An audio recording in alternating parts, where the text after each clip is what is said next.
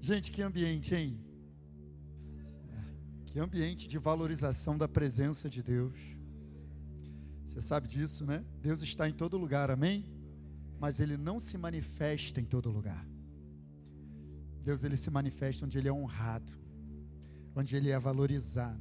Você já esteve num lugar que você percebe que a tua presença não é muito ali, tanto faz, tanto fez? Ou então você está sendo menos que tolerado naquele lugar? Já esteve num lugar assim? Não é meio estranho? Deus não fica em lugar onde Ele é tolerado, Deus fica em lugar onde Ele é desejado. E não tem coisa mais linda, gente, do que ver um coral de homens adorando a Deus. Aqui o agudo não tem espaço, aqui é grave. E os anjos, gente, isso é lindo demais. A gente reunir homens para a gente falar de Jesus, para a gente se quebrantar na presença de Deus, gente. Estou falando de homens quebrantados na presença de Deus, sabe? Porque de modo geral a gente vê as mulheres na igreja, né? Se quebrantando, adorando a Deus. De modo geral não é difícil isso, né? Mas às vezes os homens é um pouco mais difícil eles se entregarem. Rodrigo, bota a internet aqui para mim, que eu não estou conseguindo acessar o e-mail. De modo geral, pede para botar aí no Wi-Fi. De modo geral, os homens parece que é mais durão, na hora do louvor, né? Fica de braço cruzado, mão no bolso e tal. E aqui não, graças a Deus, eu vi homens cheios do Espírito Santo, levantando as mãos, adorando a Deus com vontade mesmo, gente. É uma geração dessa de homens que Deus está procurando, queridos. Sabe, como o pastor Rodrigo falou aqui, às vezes a gente está abrindo espaço para que o nosso lugar, para que a nossa posição fique desocupada. E não pode, porque nós somos os sacerdotes do nosso lar. A palavra de Deus fala sobre isso, né? E enquanto sacerdotes, nós temos a responsabilidade de interceder pela nossa casa, de apresentar a nossa casa diante de Deus. Enquanto sacerdotes, nós temos responsabilidade de trazer os oráculos, os ensinamentos, porque é isso que o sacerdote faz. Ele comunica a Deus a necessidade do povo e comunica o povo a direção de Deus. Quem está comigo? Então, obrigado, Giovanni. Então, enquanto sacerdotes, nós temos essa obrigação. Então, já quero começar te falando algumas coisas. Na nossa casa, conforme o Rodrigo estava falando, a oração tem que ser uma prática nossa. Pode ser, pastor, minha esposa ora. Tá bom, tua esposa ora, e você? Às vezes eu fico triste, porque eu já assisti diversos testemunhos. Não, mas antes eu já estou entrando na palavra, porque eu me perdi um pouquinho aqui, por causa do negócio que me deixou um pouco perdido, mas antes eu queria só dizer o quanto eu estou honrado de estar aqui hoje, com o pastor Rodrigo e com o pastor Jorginho, que foi meu professor na Escola Atos, cara, 2019, né? Então, estou muito honrado de podermos estar juntos aqui, abençoando vocês, e com todos vocês, gente, muito feliz de estar aqui mesmo. Eu amo essa igreja, vocês sabem disso. Tem um copo para mim hoje não, Rodrigo? Mandou tirar? Como é que é? Então, pronto. Cadê? Traz meu copo aí, que eu vou levar. Bota água aqui para mim, eu estou com sede. Como é que é? Não posso beber água mais nessa igreja. Repreendido. Não traz no copo de plástico, não, hein? Eu quero copo de vidro. Olha só. Eu já estou com uns 3 copos desses lá em casa. Tem um que eu uso na igreja. Maravilha, não é caro, não, é barato. Esse copo é barato. Olha só, gente. Então, só para a gente entender, né? Esse lugar. Ai, que copo bonito. Esse é meio rosa. Esse aí eu vou dar para minha esposa. É meio rosa esse. Obrigado, meu irmão. Então, gente, é só para a gente entender o poder que tem da gente estar reunido na presença de Deus, né? Como homem, gente, a nossa posição, né? E eu tenho entendido isso. Deus, ele vem trabalhando no meu coração a respeito de homens. E essa frase que o Rodrigo colocou aqui, né?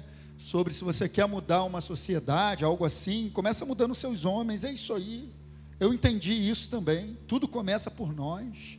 E eu vou te explicar ao longo dessa mensagem por quê. Porque o tema da minha mensagem é esse aí, ó. Chamados para ser homem. Eu entendi, eu posso dizer de 2 anos para cá, o Espírito Santo ele começou a trabalhar, sabe, algumas coisas no meu coração. E eu comecei a entender que ser homem não é a obra do acaso. Eu nunca tinha visto dessa maneira, mas ser homem não é a obra do acaso. Ser homem é um chamado de Deus.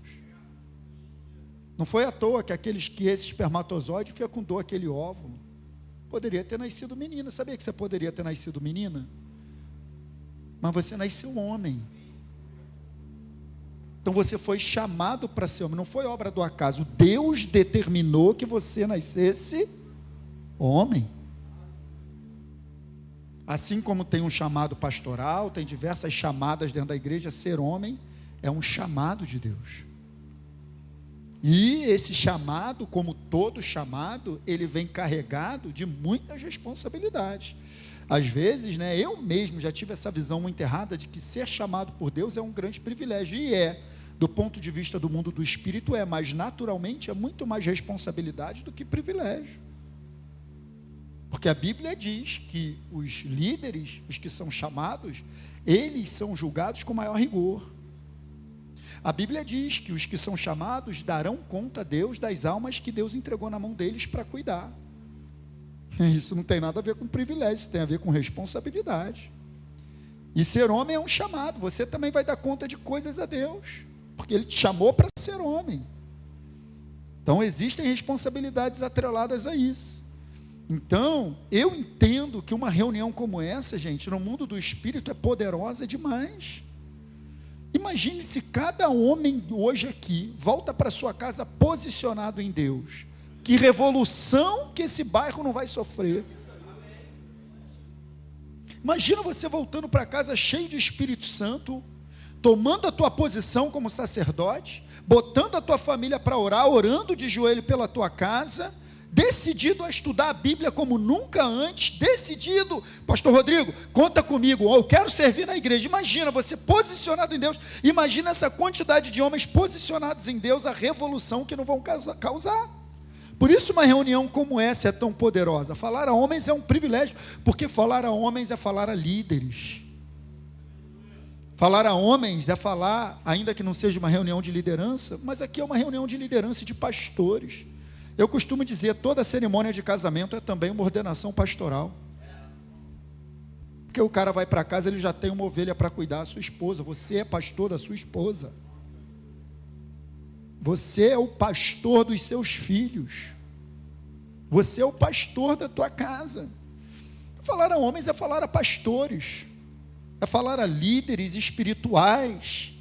Porque às vezes a gente fala de provisão, a gente olha muito para o aspecto físico. Sim, somos responsáveis por prover a nossa família fisicamente, cada um de nós, filhos, esposas, tudo isso é importante. Mas nós somos responsáveis pela provisão espiritual da nossa casa e emocional também. O papel do homem na criação dos filhos vai fazer com que eles cresçam emocionalmente seguros, emocionalmente estáveis, sejam adultos preparados. Então nosso papel é muito importante. Por isso falar a homens é um grande privilégio. Ao mesmo tempo também, queridos, é um grande desafio. Porque eu e você fomos criados por Deus com o instinto do guerreiro. Quando a gente se sente meio acuado, meio encurralado, a nossa tendência é reagir de maneira violenta. Deus fez dessa maneira para que a gente pudesse proteger a nossa casa e nos proteger.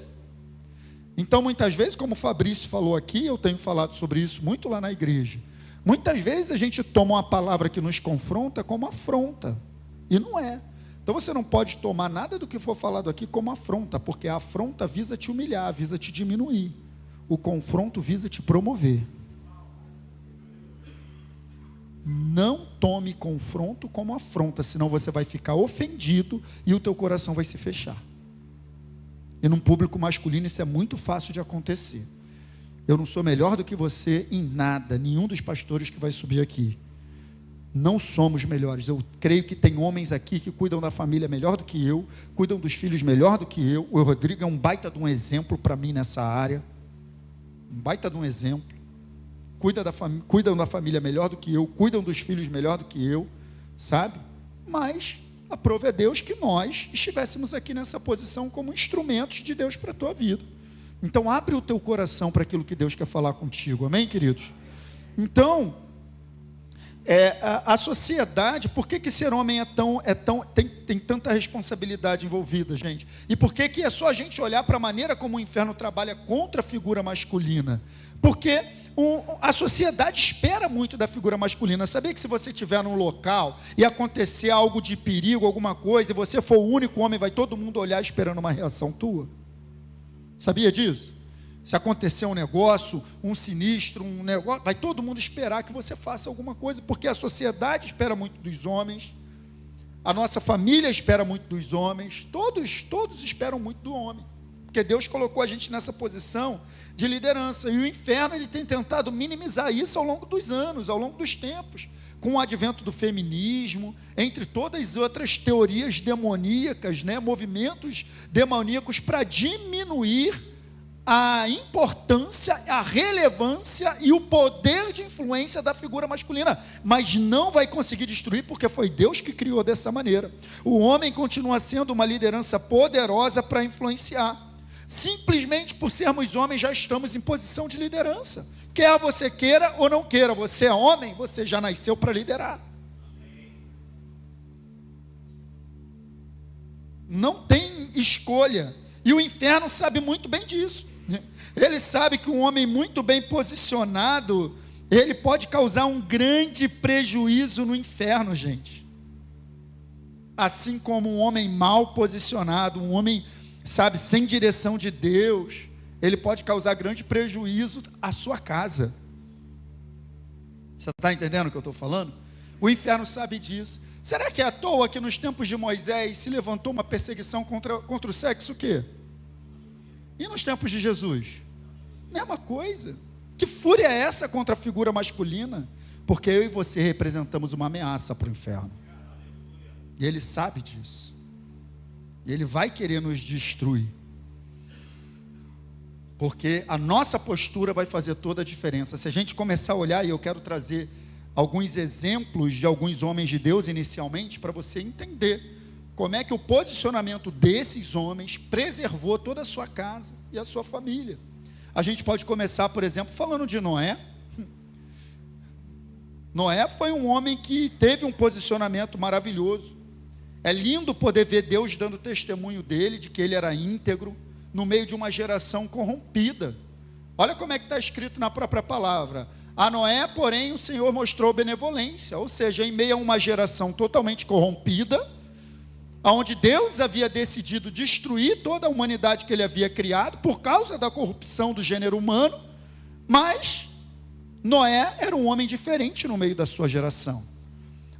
A Noé, porém, o Senhor mostrou benevolência. E aí ele vai dar uma declaração que é muito interessante. Esta é a história da família de Noé. 2 pontos. Então, beleza, eu imagino que quando a Bíblia dá essa declaração, essa é a história da família do Rodrigo. Rodrigo casou com Natália, ficaram casados 2 anos, 3 anos, nasceu Nicolas, depois de mais não sei quantos anos, nasceu Tito. Você não imagina que seria isso? Mas olha as declarações que a Bíblia dá. Essa é a história da família de Noé. 2 pontos. Noé era homem justo, íntegro entre o povo da sua época, ele andava com Deus. Por que ao falar da história da família de Noé, Deus fala de qualidades do caráter de Noé? Porque, gente, a história da família de um homem começa a ser construída com base nas qualidades do seu caráter.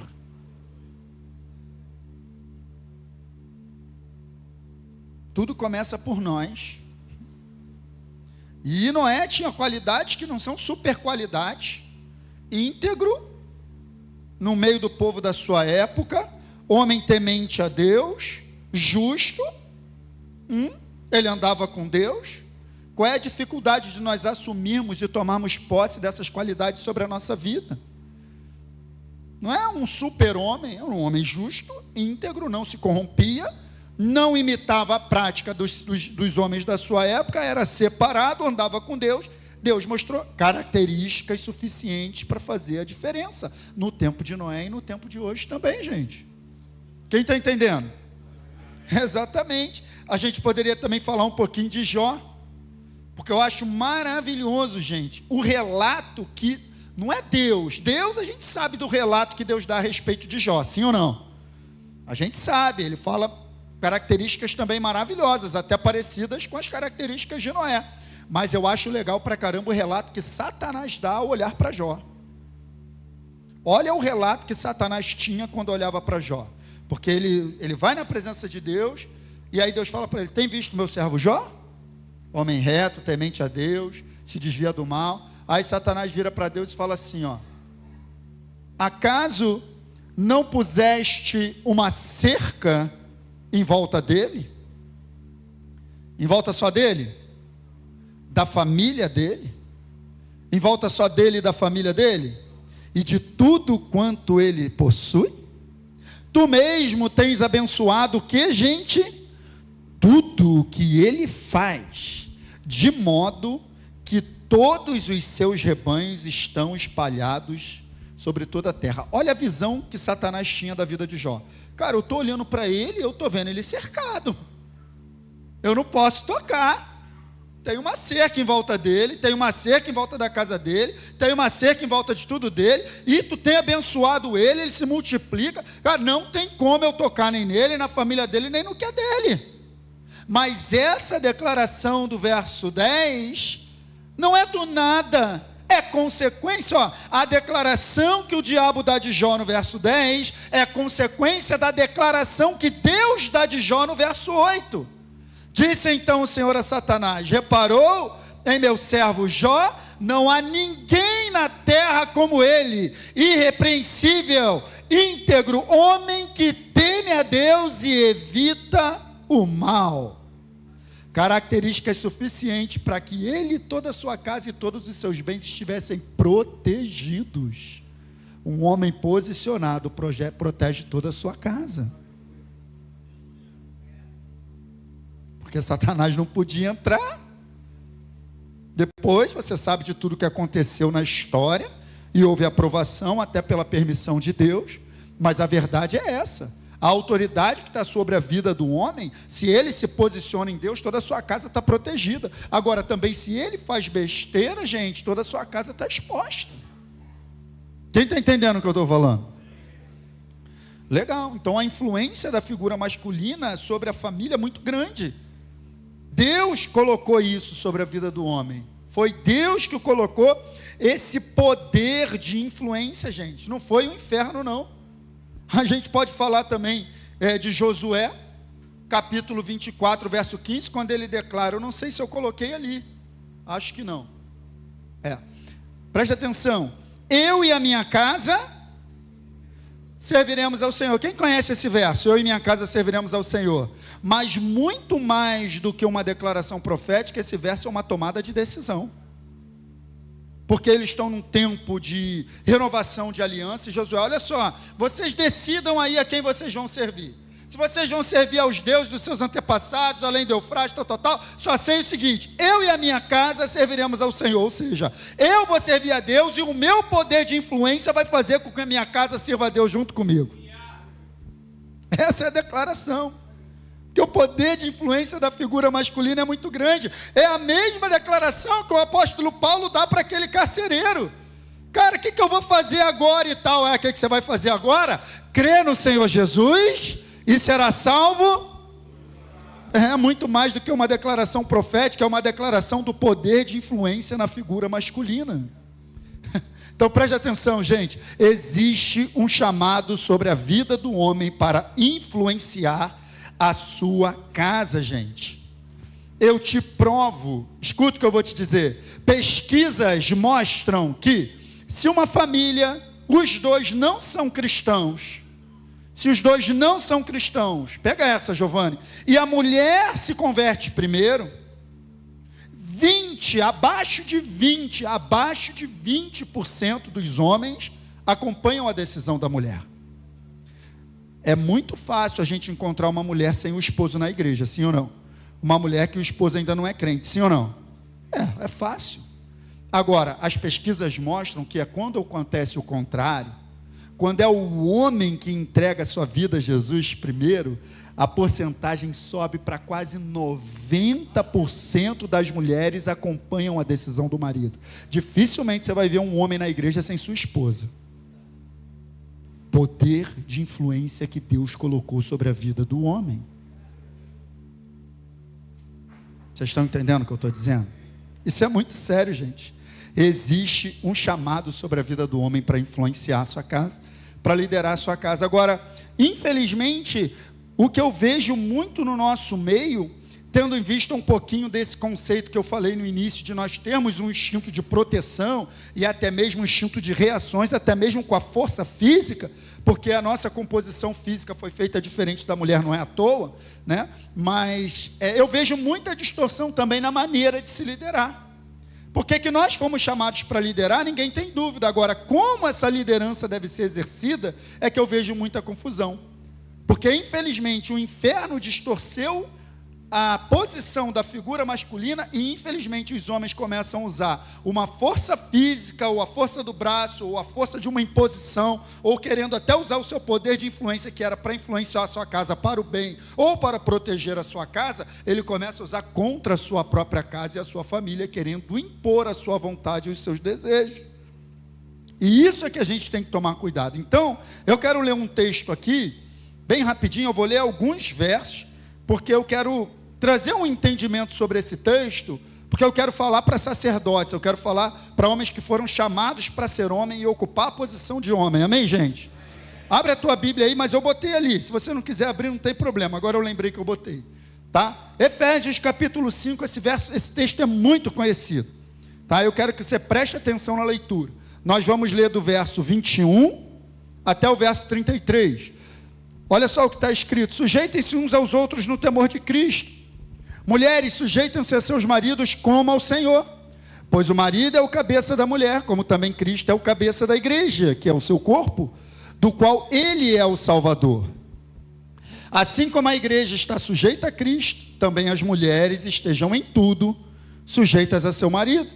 Maridos, amem suas mulheres assim como Cristo amou a igreja e entregou-se a si mesmo por ela, para santificá-la, tendo-a purificado pelo lavar da água mediante a palavra, e apresentá-la a si mesmo como igreja gloriosa, sem mancha, nem ruga, nem coisa semelhante, mas santa e inculpável.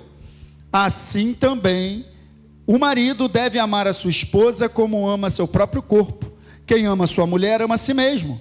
Além do mais, ninguém jamais odiou seu próprio corpo, antes o alimenta e dele cuida, como também Cristo faz com a igreja, pois somos membros do seu corpo. Por essa razão, o homem deixará seu pai e sua mãe, se unirá à sua mulher, e os dois se tornarão uma só carne. Este é um mistério profundo, refiro-me, porém, a Cristo e à igreja. Portanto, cada um de vocês também ame a sua mulher como a si mesmo, e a mulher trate o marido com todo respeito. Esse texto ele é muito conhecido para falar da vida comum no lar. Inclusive, se eu não me engano, a epígrafe desse texto ali, a Sociedade Bíblica colocou dessa maneira: a vida comum no lar. Mas eu já vi muito, eu tenho um pequeno tempo de igreja, e eu já vi muitas vezes esse texto ser usado para falar da submissão da mulher, da necessidade da submissão da mulher, e do senhorio do marido no lar sobre a mulher. Ali está bem claro, o marido é o cabeça da mulher, como Cristo é o cabeça da igreja. Eu acho que não resta dúvidas para nós isso, sobre a posição da mulher de sujeição, de se submeter à liderança de um marido que é o cabeça. Isso sempre foi muito enfatizado ao longo da igreja. Esse texto sempre foi muito usado para falar às mulheres, para falar da necessidade de submissão, para falar de tudo isso. Eu entendo isso, isso é real, isso é um lado do texto. Mas esse texto ele já foi tão usado, gente, tão usado, e na minha visão, dentro da própria igreja, até de maneira desequilibrada, para falar somente do lado da mulher, eu conheço dessa maneira. Não sei se é o teu caso, mas eu conheço dessa maneira, que isso gerou até uma certa repulsa em algumas mulheres com relação à palavra submissão. Quem já percebeu isso? Só eu. Às vezes, quando você vai falar que a mulher tem que se submissa ao marido, a mulher não aceita, porque de tanto se bater na tecla e ser colocado, na minha visão, em muitos momentos de uma maneira incompleta, faz com que as mulheres criem até uma repulsa. Isso fez com que até algumas pessoas buscassem tentar ressignificar a palavra submissão, para poder tornar o negócio mais bonitinho, mais bem aceito. Não, submissão é estar debaixo da mesma missão, é apoiar, é o estar do lado. Não, submissão não é isso. Submissão é se submeter à liderança de alguém. Eu peguei no dicionário o significado de submissão. Ato, vê se tem espaço para outra interpretação. Ato ou efeito de se submeter. Ou seja, a disposição, presta atenção, de aceitar o controle de alguém, ou para obedecer a alguém. Pode também significar a condição de quem se sente obrigado a obedecer a uma autoridade, regra ou poderes constituídos. Submissão é obedecer, é se submeter, se colocar debaixo da autoridade de alguém. Quem está entendendo?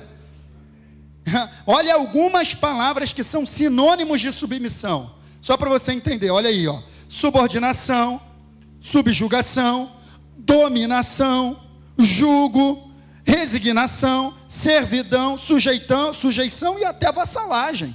Vê se tem espaço para não ser algo que eu me coloco abaixo da liderança de alguém. Então, não tem como a gente tentar ressignificar a palavra submissão para tornar o texto mais light para as mulheres. Porque se a gente ressignifica o significado, dá outro significado para a palavra submissão da mulher em relação ao marido, a gente está relativizando a submissão da igreja em relação a Cristo. Porque a comparação é essa. Seja submissa ao seu marido, assim como a igreja é submissa a Cristo. Não tem como relativizar a missão da mulher, senão a gente relativiza a submissão da igreja. Vocês estão entendendo o que eu estou falando? Então, beleza. Então, eu creio de todo o meu coração que a chave para a gente poder entender muito bem essa relação de submissão da mulher em relação ao marido não está em ressignificar a palavra, mas está em entender o contexto do texto completo e olhar para o lado do marido nesse texto, porque se você for ler esse texto, você vai ver que a nossa missão é muito mais difícil do que a delas, porque a Bíblia manda a mulher ser submissa ao marido como a igreja é submissa a Cristo, mas a Bíblia no mesmo texto está mandando o marido amar a esposa como Cristo amou a igreja. Então, queridos, tudo começa por nós. A chave para entender o que é a submissão da mulher é a gente entender que é a submissão da mulher em relação ao marido é uma resposta ao amor sacrificial do marido em relação à mulher. Só assim a gente vai entender. Senão não vai ter como. Senão não vai ter como. Senão a gente vai ficar sem entendimento no texto, olhando só para um lado da história. Vocês estão entendendo, gente? Você é a igreja, sim ou não? Noiva de Cristo, sim ou não? Legal. Tem alguém aqui, essa noite, que tem dificuldade de se submeter à liderança de Cristo como cabeça? De obedecer às suas ordens, de reconhecer o senhorio dele sobre a sua vida? Tem alguém aqui essa noite que tem essa dificuldade? Uau! Todos nós reconhecemos o senhorio de Cristo sobre a nossa vida, sim ou não? Que ele é Senhor sobre a nossa vida, sim ou não? Por que nós reconhecemos isso? Porque quando nós olhamos para Cristo, a gente vê o quê? Sacrifício, serviço, entrega. Da mesma maneira, uma mulher não terá dificuldade de se submeter a um homem que quando ela olha, ela vê sacrifício, entrega e amor. A dificuldade de submissão da mulher não está em si na mulher, mas está na falta da postura sacrificial dos maridos. Porque não pode começar por elas, Gustavo. Começa por nós. Porque o teu amor por Cristo e a tua submissão é uma resposta ao que Ele fez por você. Quem está entendendo? Então a crise de submissão no lar está relacionado à crise de posicionamento sacrificial do homem. Infelizmente, é isso que eu tenho observado. Não começa pela mulher, tem que começar por nós, assim como começou por Cristo. Nós o amamos porque Ele nos amou primeiro. Tudo que nós fazemos como igreja é uma resposta ao que Cristo fez por nós. A mulher, queridos, ela tem essa facilidade de responder a tudo aquilo que ela recebe.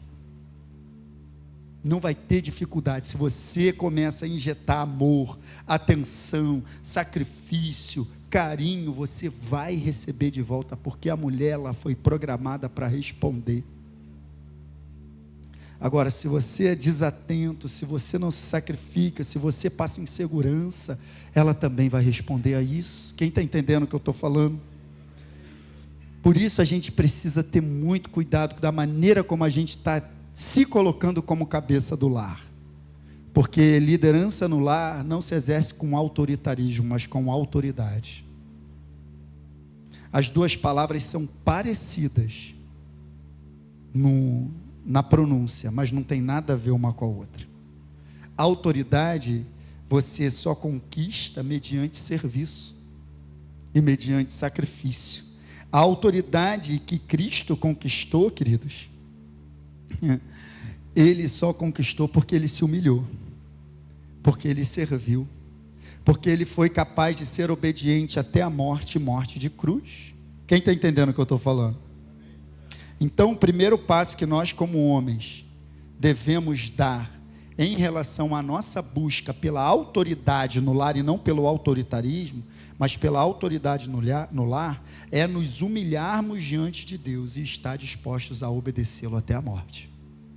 É isso que vai trazer a afirmação da tua liderança e da tua autoridade no lar. Porque só quem está debaixo de autoridade pode exercer autoridade. Foi isso que aquele centurião disse: eu também sou homem, estou sujeito à autoridade e tenho soldados ao meu comando. Por que ele tinha soldados ao seu comando? Porque ele também estava debaixo de uma cadeia. Então, assim como aquele homem não exercia uma autoridade que era dele, mas a autoridade que estava sobre a vida dele era de Roma, eu e você, a autoridade que nós exercemos lá não é nossa, ela é a autoridade de Cristo. Por isso tem que estar diretamente relacionado. Olha como está escrito em... isso aqui eu já falei. Em 1 Coríntios 11:3. Quero, porém, que saibam que Cristo é o cabeça de quem? Todo homem.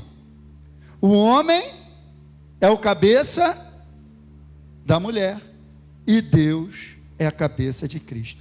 Como eu estou tentando ser o cabeça da mulher, da minha mulher, sem permitir que Cristo seja o meu cabeça? Não vai dar certo. É autoritarismo, não é autoridade. Eu, como homem de Deus, preciso me colocar nesse lugar, de me entregar a Cristo, de me submeter à liderança de Cristo, ao senhorio de Cristo, para que eu possa exercer uma autoridade natural. Você vai ser reconhecido, a sua esposa vai olhar para você e vai reconhecer. Uma autoridade, você não vai precisar dizer, eu sou o cabeça da casa. Se eu tenho um particular comigo, se eu preciso dizer isso, eu já perdi. Se eu precisar abrir minha boca para dizer, aqui nessa igreja eu sou o pastor, estou falando, eu já perdi. Está aqui uma galera da Academia da Fé de São Cristóvão, que já trabalha comigo há anos, me conhece. Eu já perdi, porque a autoridade nossa, até como liderança no lar, seja em qualquer lugar, ela precisa estar focada no serviço, porque é a autoridade de Cristo, e ninguém tem dificuldade de se submeter a alguém que o serve. Você não vai precisar levantar a voz. As pessoas vão se submeter voluntariamente, porque reconhecem em você serviço e sacrifício. Como você se submete a Cristo voluntariamente. Estava aqui um grupo de homens adorando, tu és Senhor e tal. Da onde vem esse reconhecimento? Esse reconhecimento vem do lugar que Ele morreu por nós. E nós reconhecemos isso e respondemos voluntariamente. É esse tipo de submissão voluntária que deve acontecer na nossa casa. Por isso, infelizmente, a gente vê uma geração de homens que está abandonando esse lugar de sacrifício. Esse lugar de se colocar na posição de sacerdote. Por que quem ora na minha casa é a minha mulher? Por que, pastor, a minha esposa sabe mais a Bíblia do que eu? Por que ela sabe mais a Bíblia do que você? Não, pastor, porque ela se converteu 10 anos na minha frente. Legal, então vamos correr atrás do prejuízo, porque o sacerdote do lar é você. Ou ela sabe mais a Bíblia do que você, porque você está negligenciando algo que não era para negligenciar. Não, já cansei de ver testemunhos, cara, de gente que fica afastado da igreja um tempo, era filho de crente, fica afastado da igreja um tempo, quando volta para Jesus vai dar o testemunho, mas toda vez que eu chegava bêbado do baile, toda vez que eu chegava virado, minha mãe estava na sala orando por mim, e o pai estava onde? Dormindo?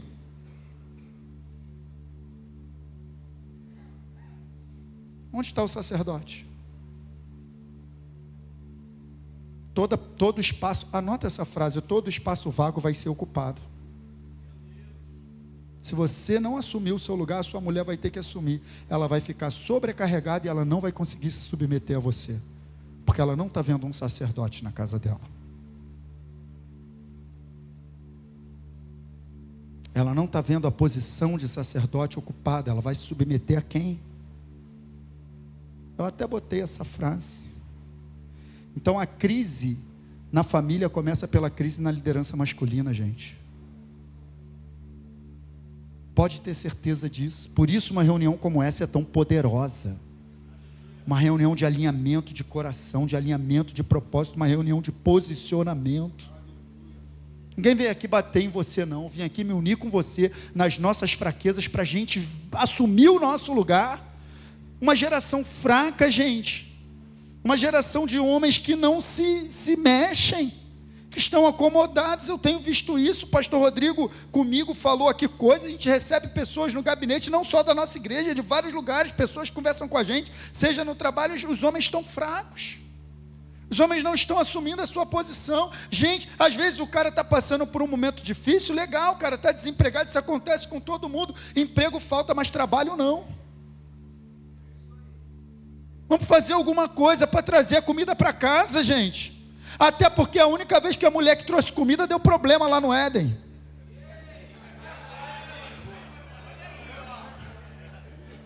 Deu problema.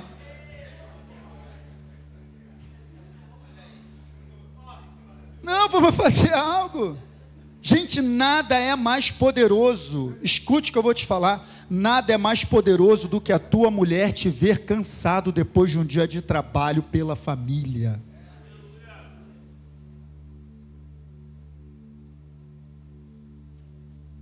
Às vezes a gente tem essa rotina de igreja. Então às vezes, já tem uns 15 anos, uns 12 anos que o Rodrigo não me chama para pregar aqui. Mas às vezes quando ele me chama para pregar aqui, no culto, né? Mas às vezes, não, estou dando um exemplo, a gente sai daqui, a gente vem para cá para o culto à noite, né? E tal, e aí a gente fica, o Rodrigo sempre faz uma janta, faz uma granvanha lá para a gente comer. Aí conversa, já saí daqui 11 e pouco, né, Rodrigo? Meia-noite. Eu acordo 3:30 da manhã para trabalhar, quando eu estou de serviço. Beleza, e daí de eu chegar em casa meia-noite, dormir, meu despertador tocar, minha esposa do meu lado apagada, minha filha apagada, eu levantar e sair de casa, pegar minha moto e trabalhar. E aí lá quando dá 7, 8 da manhã, eu recebo uma mensagem: amor, tenho muito orgulho de você. Pô, gente, chegou tarde e tal, você levantou. Gente, vocês não sabem o poder que tem isso. Como que uma mulher não vai se submeter? Ela está vendo sacrifício. Ela está vendo entrega. Não adianta eu falar para ela: eu sou o homem dessa casa. Eu me lembro que eu trabalho nesse dia sim, dia não, já há muitos anos. Minha esposa, na época que ela trabalhava fora, gente, eu não conseguia, gente, eu não estou falando, não conheço a vida de ninguém, deixa o Espírito Santo te tratar, mas eu não conseguia entender, gente, esporadicamente pode acontecer, mas eu não conseguia, cara, minha mulher levantar da cama para ir trabalhar, eu ficar deitado, não conseguia. Hoje em dia isso está mais normal do que nunca. Já ouvi casos, cara, O cara está desempregado, é um momento, pode acontecer, Deus está nesse negócio, daqui a pouco muda, mas cara, leva ela no ponto de ônibus. Mostra proteção, mostra preocupação, mostra cuidado, levanta, faz um café para ela. Mas aí saiu para trabalhar a mulher de manhã, chega em casa, à noite, tem que lavar a pia o prato que o cara comeu, o copo que o cara bebeu, porque ficou em casa o dia todo, nem a comida. Aí ela tem que chegar, fazer janta, gente. Não tem como se submeter, porque não está tendo serviço, não está tendo sacrifício, não está tendo entrega. Nossas esposas estão sobrecarregadas. Gente, eu já conversei com homens que não sabem nem em que série o filho está. Porque é a mulher que cuida da escola, é a mulher que vai na escola, é a mulher que... Qual é a série do teu filho? Não sei. Qual o nome da professora do teu filho? Não sei. A professora? Como assim? Não tem como, gente, não vai ter submissão. Elas estão sobrecarregadas, porque elas estão orando, elas estão fazendo a comida, elas estão limpando a casa, elas estão lendo a Bíblia, estão ensinando a Bíblia para o nosso filho, elas estão orando pela gente, elas estão indo na escola, elas estão... E a gente? Ah, pastor, eu trabalho e boto comida dentro de casa. Legal, cara, isso é um bom passo, mas a provisão não é só física. Quem está entendendo o que eu estou falando? E aí eu botei essa frase aqui: se a gente deixa uma posição vaga, será ocupada. Sabe, queridos, o apóstolo Pedro, ele era o único que era casado. O único, né? Porque Jesus curou a sogra dele, né? E parece que dizem que foi por isso que depois ele negou Jesus. Mas... é brincadeira. Sogra é uma bênção. Mas, então se curou a sogra de Pedro, Pedro era casado. E ele dá um conselho para nós. Vamos dar ouvido, né, que um homem casado tem a dizer sobre a postura do marido. Olha o que Pedro fala: maridos, vocês igualmente vivam a vida comum do lar, com discernimento, dando honra à esposa, por ser a parte mais frágil e por ser coerdeira da mesma graça da vida. Agindo assim, as orações de vocês não serão interrompidas. Querido, com todo amor eu te faço uma pergunta: nós temos vivido a vida comum do lar? Nós temos participado da vida comum do lar? Nós estamos presentes no nosso lar? A gente ajuda o filho a fazer o dever de casa, dá uma olhada na agenda do filho, a gente estuda com ele para a prova, a gente participa disso, ou está tudo nas costas dela? Ou ela que resolve tudo? Não, a minha mulher que resolve. Não tem como, gente. Tem que haver serviço, tem que haver sacrifício. Deixa eu te falar, eu e você como homens, cara, a gente tem que ter muito a graça de Deus e a renovação do Espírito Santo. Porque às vezes a gente, depois de um dia de trabalho, eu passo por isso. Tudo que a gente quer depois de um dia de trabalho é chegar em casa, sentar no sofá e ser servido. Sim ou não? E é bom, não tem nada demais, dormir até mais tarde um dia ou outro é bom. Estou falando que isso não seja uma prática nossa. Entenda o que eu estou falando. Mas eu tenho pedido a Deus, eu venho da minha moto, do meu trabalho, eu saio de casa, gente, 4:30 da manhã, chego 9 da noite. No outro dia eu estou de folga. Mas eu venho pedindo para Deus: Senhor, me renova, porque o meu trabalho vai começar quando eu chegar em casa. O teu e o meu trabalho começa quando eu chego em casa. Vamos servir a nossa família. Pede o Espírito Santo para te renovar. Pede o Espírito Santo para te restaurar. Porque se não houver serviço e sacrifício, não haverá submissão. Não haverá admiração. Até no sexo, gente. Muitos homens fazem um negócio mal feito, pensando só em se satisfazer. Você sabia que 75% das mulheres não chegam ao orgasmo com penetração? 75% das mulheres não chegam ao orgasmo com penetração. Então, se você está só penetrando, pode ter muito tempo que a tua esposa não tem um orgasmo. O órgão sexual que gera prazer na mulher fica do lado de fora. E tem que ser estimulado. Tem que haver essa preocupação. Aí reclama que a esposa não quer fazer sexo. É claro, é um ato egoísta que a gente só pensa na gente. Até no sexo. Quem está entendendo o que eu estou falando? Isso é sério demais, gente. É a nossa vida que está em jogo. Então a gente vai ter que dar um jeito nisso. Será que nosso filho... eu vou confessar algo aqui para vocês. Eu oro, eu busco a Deus. Agora não, que agora minha filha já está com entendimento. Ela está com 9 anos, vai fazer 10. Beleza. Mas quando ela era mais novinha, eu fazia de propósito. Eu sabia onde ela ia passar na casa, eu dobrava meu joelho lá. Porque eu queria que ela me visse de joelho. Proposital. Eu era proposital. Eu queria que ela me visse de joelho. Teus filhos têm visto você de joelho? Tua esposa tem visto você de joelhos? Nenhuma. Escute o que eu vou te dizer, cara, e pega isso para a tua vida. Nenhuma mulher vai ter dificuldade de se submeter a um homem que ela vê de joelhos.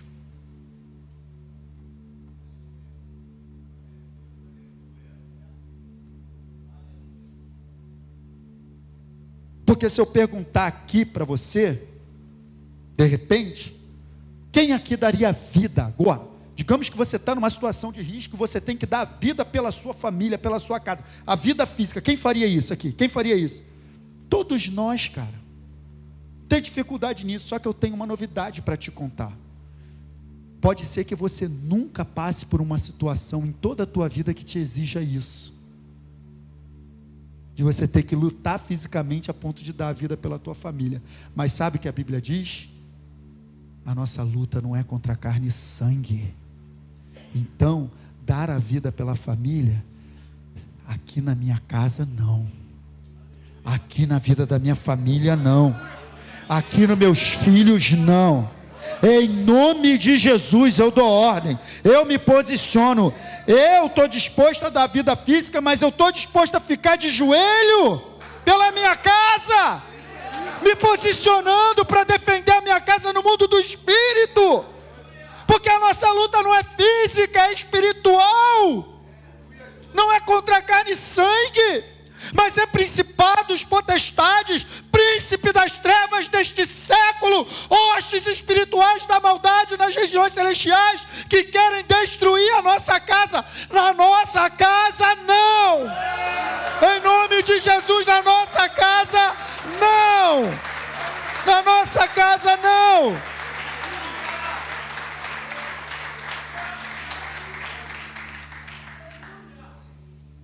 Não, porque tem homem de joelho em casa,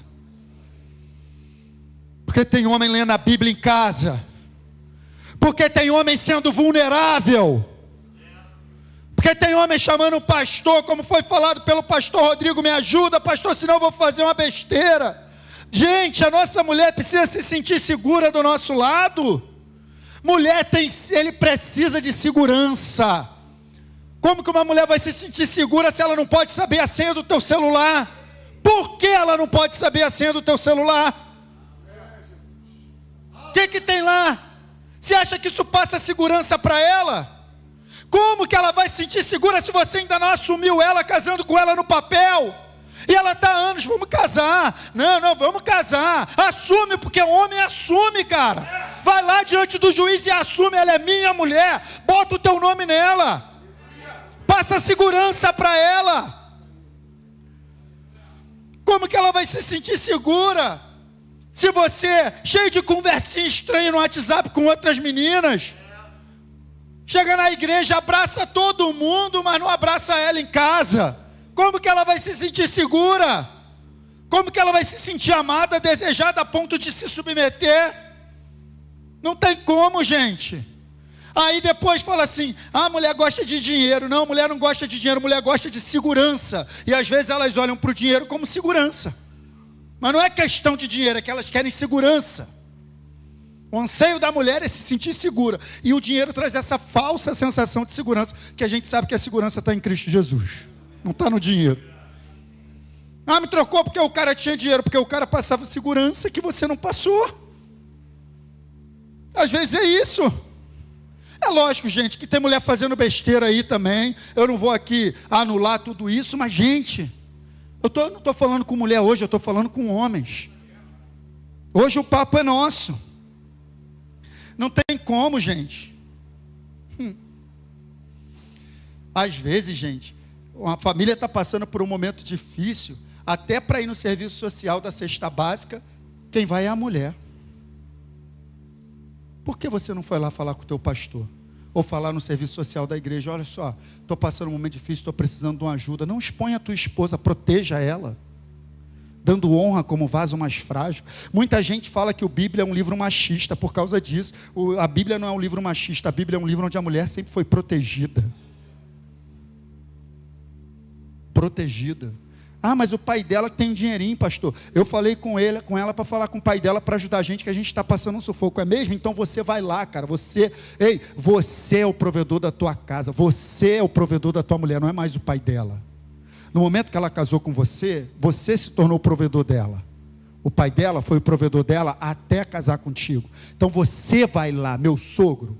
Olha só, estou passando por isso, estou com essa dificuldade assim, tem como o Senhor ajudar a gente nisso. Proteja a tua mulher, ela vai se sentir protegida do teu lado. Assuma o papel, cara. A gente não pode botar nossa mulher como escudo na nossa frente. Eu e você somos o escudo da nossa casa, gente. Tem visto meu servo Jó? Estou olhando para ele, não posso entrar. Tem um grande escudo, ele, a casa dele e tudo que ele tem. Jó era o escudo, o caráter de Jó era o escudo da casa dele. Sabe, queridos, às vezes a gente acha que ser espiritual é buscar a Deus, e isso é importante e é maravilhoso. E eu quero fechar essa segunda sessão contando uma experiência que eu tive, que o Espírito Santo falou isso comigo muito sério, né, sobre o meu papel como marido no lar, em casa.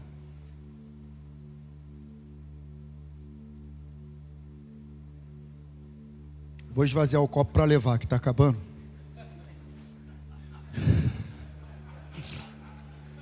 Beber mais um pouquinho. Não enche mais não, hein? Ninguém enche.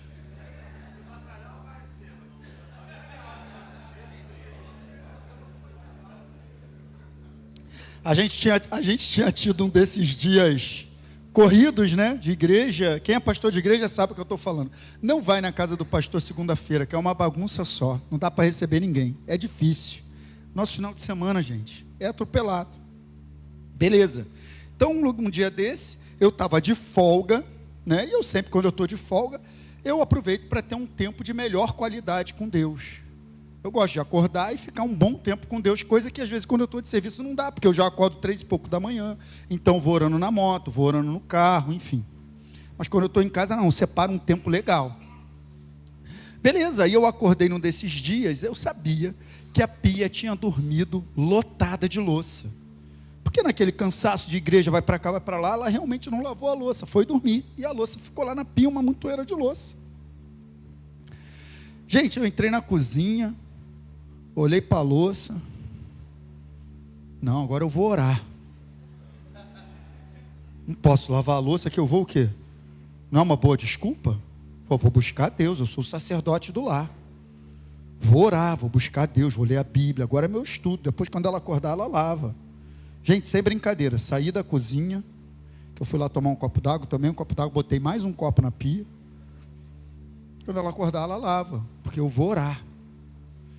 Sem brincadeira, cheguei lá no meu cantinho, quando eu dobrei o joelho, o Espírito Santo falou assim comigo: lavar a louça para a esposa também é me adorar.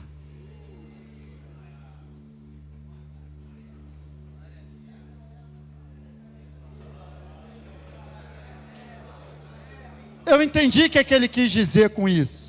Ele não quis me transformar num lavador de louça. Ele só quis me dizer o seguinte: você está dando muito valor a esse ato espiritual. Lavar a louça e ajudar a sua esposa em casa também é espiritual.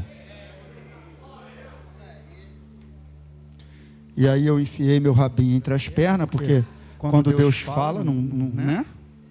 Amém, Jesus. Peguei meu celular, botei uma mensagem para ouvir na janela, fui lavando a louça e ouvindo uma mensagem. Conclusão: ela acordou. Aleluia. Veio descendo a escada. já veio descendo triste, tadinha, porque ela estava pensando em quê? Porque a mulher é assim, ela deixou, mas ela sabe que ela deixou. Ela já vem descendo assim, Gustavo, ombro caído. E eu estou lá na minha posição de rei, só esperando os louros. Lavei a louça toda, irmão. Agora já era. Não tem jeito, eu lavei aquela parada. Eu lavei. Passou para a cozinha, eu não falei nada. Falei que outra boca te glorie, não a tua própria. Está escrito. Vou falar nada. Não vou abrir a boca, eu lavei a louça. Não vou abrir, vou deixar. Deus vai me honrar. Daqui a pouco, irmã, ela entrou na cozinha, eu só ouvi o grito. Amor! Falei, Glória. Você lavou a louça? Lavei. Aí ela veio, não posso te contar o resto, porque pode ter algum menor de idade aí. Mas é isso, às vezes a gente está reclamando que ela está sempre cansada, sempre isso, sempre aquilo, mas a gente está um pouco desatento. Gente, que você possa ter entendido essa mensagem essa noite, passando para o teu coração, só para você entender a importância do teu posicionamento. Que você possa entender, não é nada demais para você sair daqui, meu Deus, peso de condenação, esquece isso. Basta uma decisão. Jesus não quer que você se martirize, peça 500 perdões, sai daqui até em casa de joelho. Jesus só quer que você fale assim, Pai, eu vou alinhar meu coração e eu vou mudar essa atitude. É tudo o que Ele precisa. Alinhamento de coração é rápido. Você alinha o coração, o Espírito Santo já pega juntinho contigo para te abençoar. Amém, queridos? Guarda essa palavra no teu coração. Deus te abençoe.